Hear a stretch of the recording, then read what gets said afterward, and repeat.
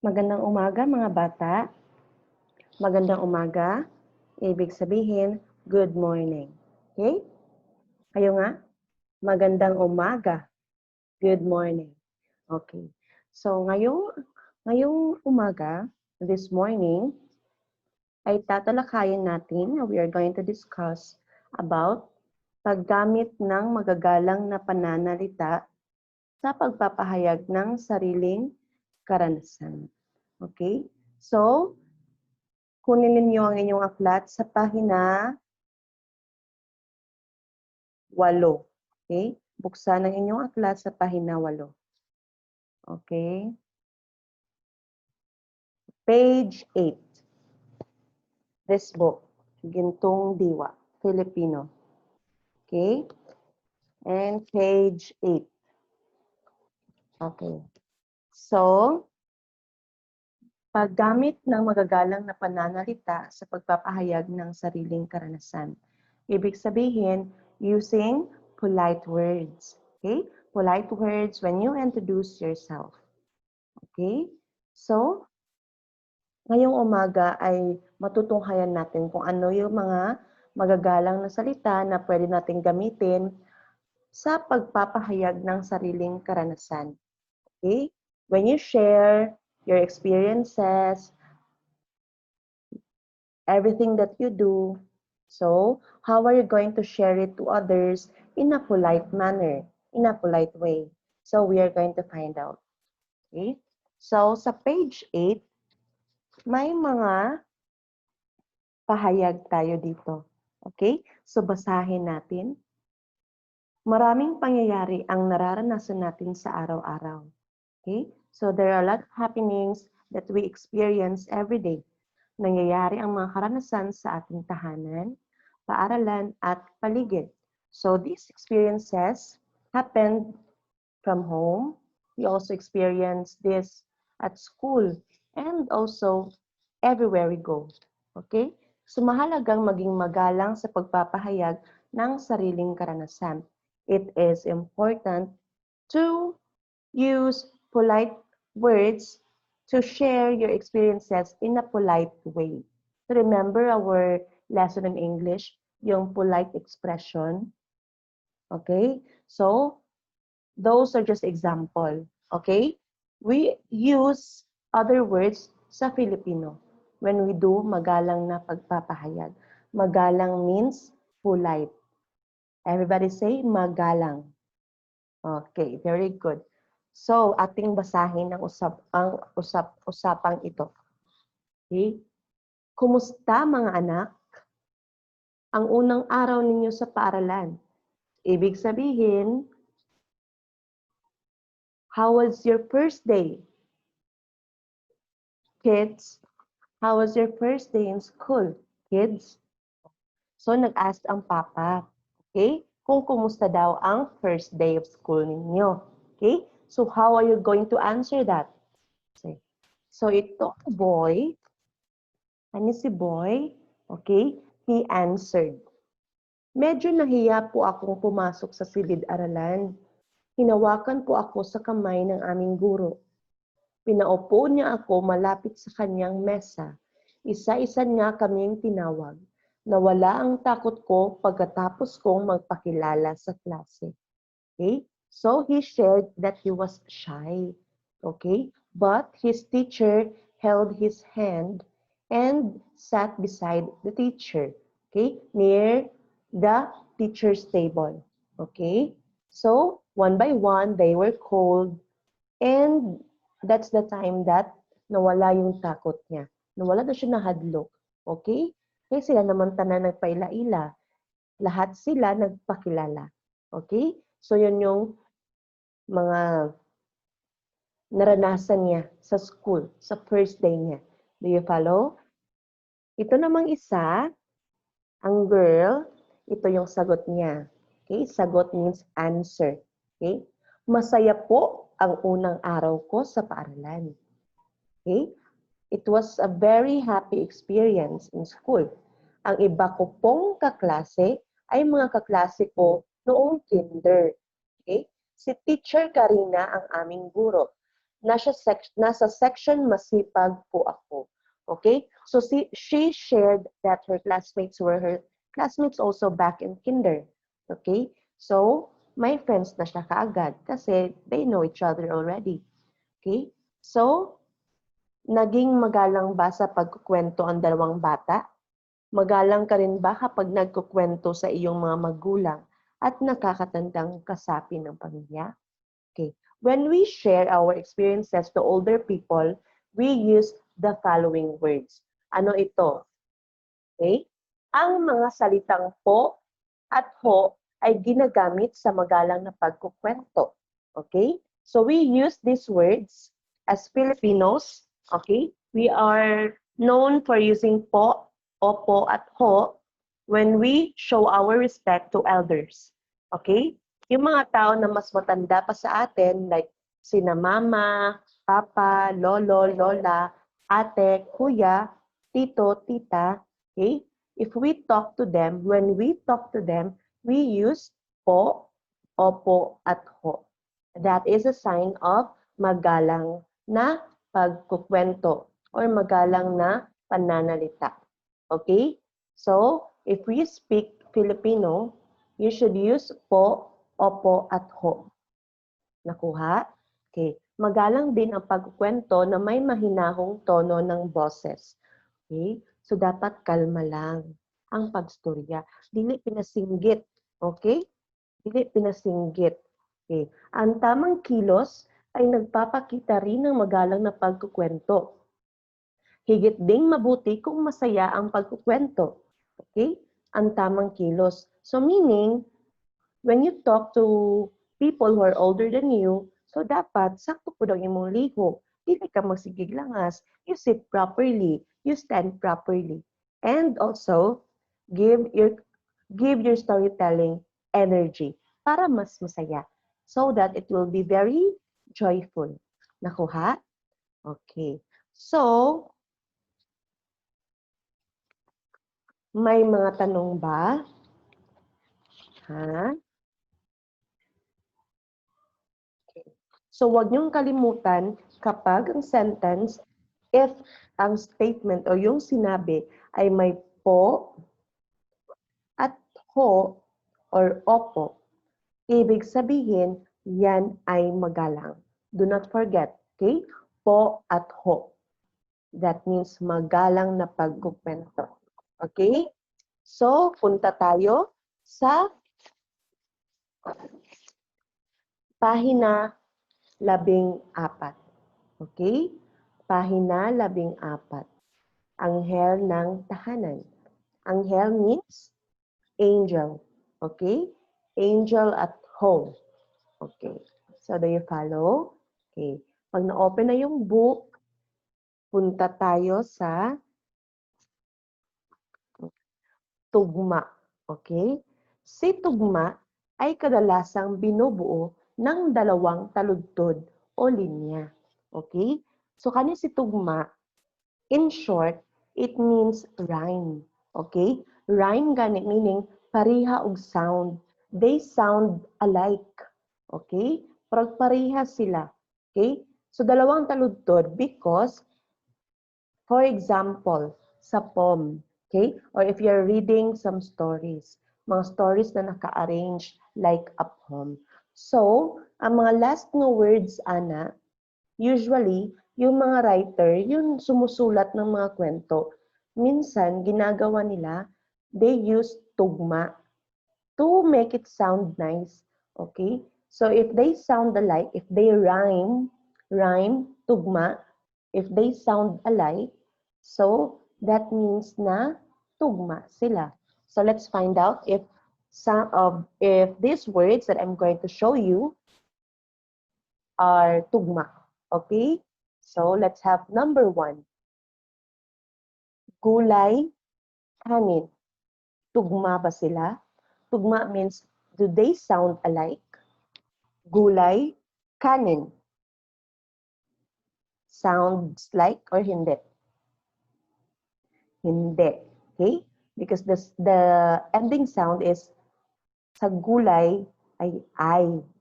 And kanin is in. Di ba? So, malayo. Hindi sila tugma. Okay? How about number 2? Buwan, ulan. Buwan, ulan. Tugma, hindi.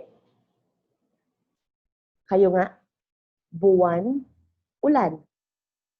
Yes, tugma sila. Okay? Tugma. Because they sound alike. Nag-rhyme sila. Okay? Do you follow? Let's go to number 3. Adela, Ana. Adela, Ana. Tugma ba?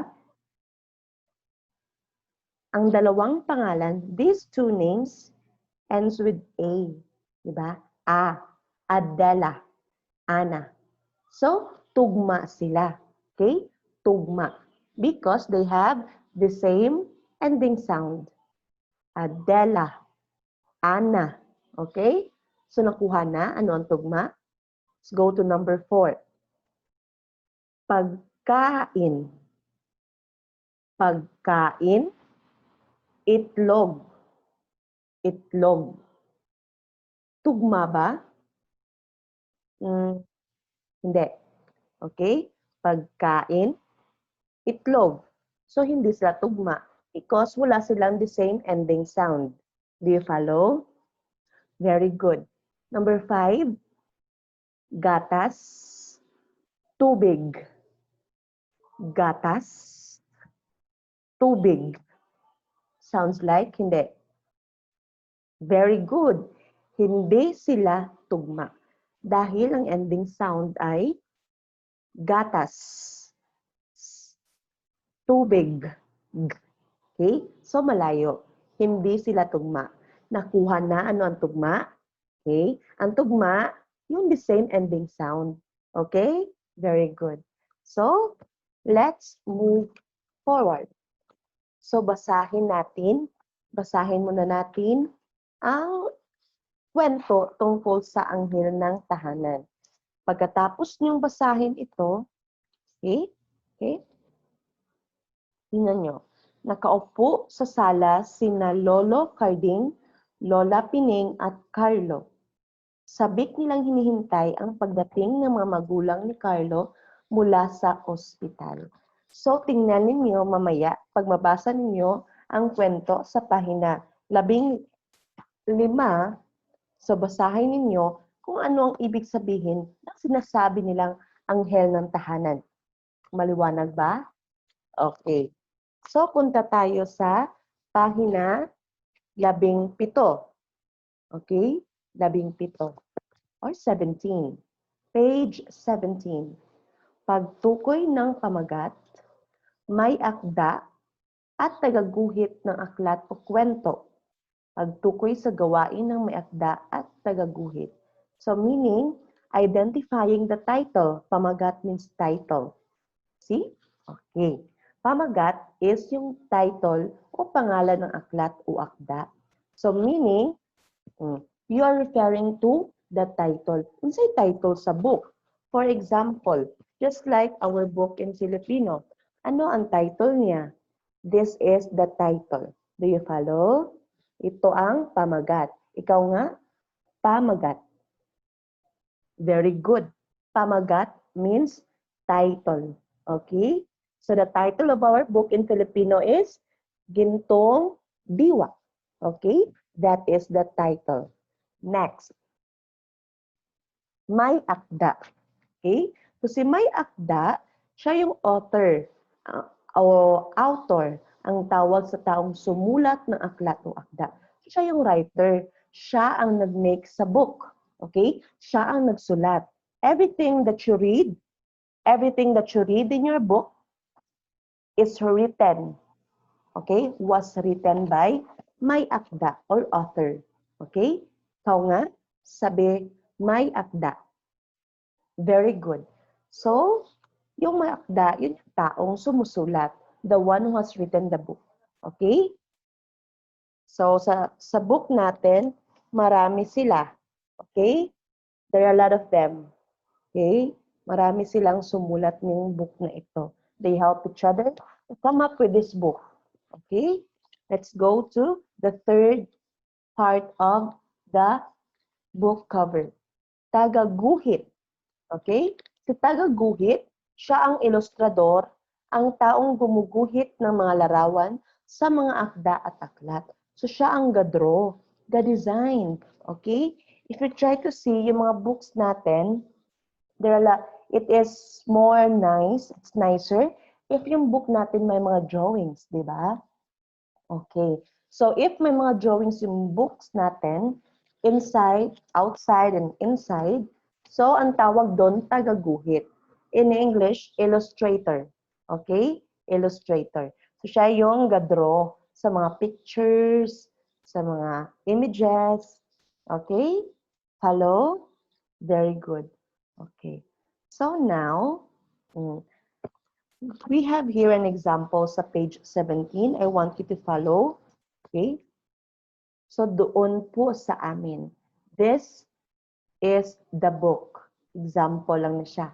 Okay? Just like in your book. Okay. So ano yung pamagat ng aklat? Pamagat gani sa ganito? Title.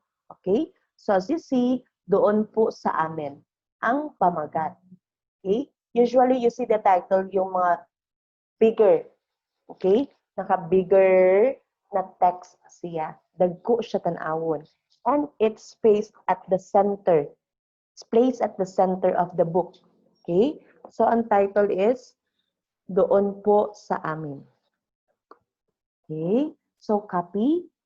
Isulat niyo yan sa inyong aklat sa page 17. You have there the blank. So, you put your answer here. Okay? Follow. Next. Ang may akda. Kinsa ang author? Meaning yung nagsulat. So, we have here, isinulat ni. So, meaning siya ang writer. Isinulat ni Teresa D. Abad. Okay? So, Teresa D. Abad, siya ang nag-write. So, you write your answer dito sa number 2. Kinsa ang may akda. So, you just copy. Okay? Sige. Number 3, ang tagaguhit. Iginuhit ni, nandito sa book, sa cover, makikita ninyo. Ang tagaguhit ay si Karina H. Del. So, you write your answer here. Sulat niya dito. Nakuha? Okay. So, ito ang susunod ninyong gagawin. Sa page 18, sa likod, gawin ninyo ang parehong activity. Ito. This time, kayo naman ang sumulat o maka-identify kung ano yung mga sagot. Okay? Ang gagawin nyo lang, gayahin nyo kung paano nahanap ni teacher yung mga sagot gamit ang cover ng book. Okay? So this is, ito yung book. So dito nyo hahanapin kung ano yung mga sagot. Kuha? Okay, very good. So now, doon tayo sa page 19 dito. Okay? Page 19. So, dito sa page 19,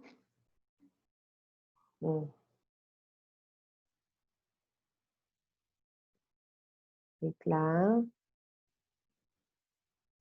Okay. Ang tunog ng mga letra sa alpabetong Filipino. Okay? If we have English alphabet, we also have Filipino alphabet. Okay? Napod tayo Filipino nga alphabet. Kaya we speak Filipino man. Okay? And we need that.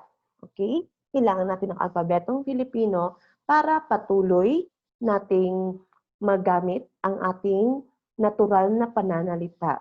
Magamit ang ating national na language. Filipino is our national language. Do you follow? Okay. So, these are yung mga letra ng alpabetong Filipino. Okay? May 28 letra tayo sa Filipino alphabet. We have 28 letters. Okay? So some of them are borrowed. Okay? Borrowed galing sa, so they're called hiram na mga titik. So may dalawa dito. Si teacher hindi niya ma-type yung NE, pero may mga ganyan din siya. May wave na siya dito. Okay? And it's read as enye. Okay?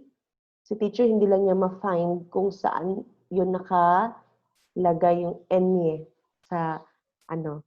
Pero enye, pag enye, it's not the same with letter N. Okay? So enye, may line yan sa ibabaw. Okay? So basahin natin ang alphabetong Filipino. A, B, C, D, E, F, G, H, I, J, K, L, M, N, N, NG, O, P, Q, R, S, T, U, V, W, X, Y, Z. Okay? At dahil sa alphabetong Filipino, meron din tayong tinatawag na patinig at katinig. Okay?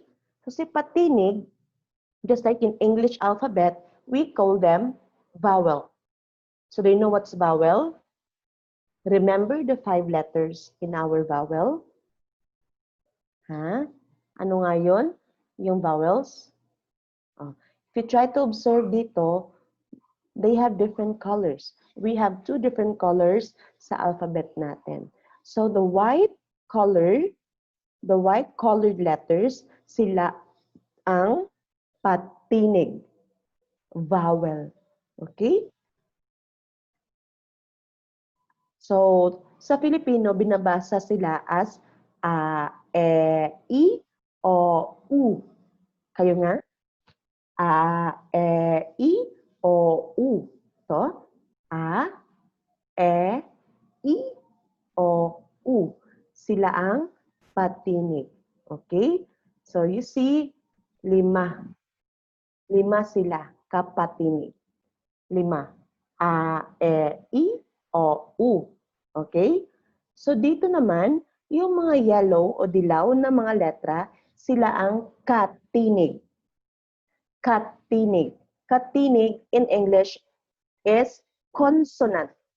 Sila yung mga consonant. Okay? Kung wala ang a, i, u, o, that means that is a consonant. Do you follow? Oh. So, ilan yung mga consonant? We have 25. Okay? So, 25 at 23. 23 lahat. Okay? Kasi may 5 patinig, 23 na katinig, 28 lahat. Okay? So, 23 letters sa katinig or 23 letters sa consonant. Do you follow? Okay. So, dito, sagutan ninyo ang mga activity sa pahina 20. Okay? Pahina 20 dito sa likod. 20 hanggang 21. Okay? Ang gawin nyo lang dito, okay, sa number, okay, ito yung gagawin natin. Follow ha, so that you can answer the activity on page 20. Okay.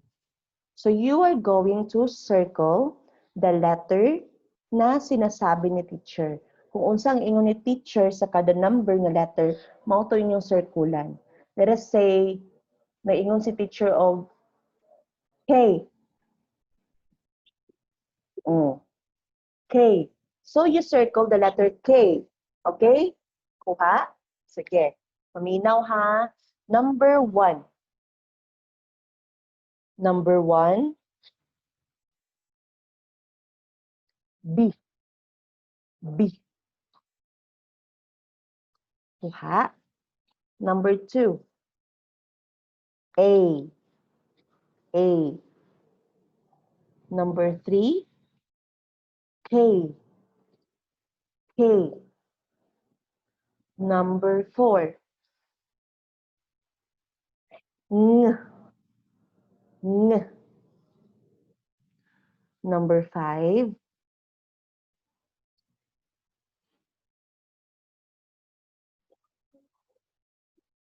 W. W. W. W. W. Number 6. O. O. Number 7. U. U. Number 8. Enye. Enye. Number 9. S. S.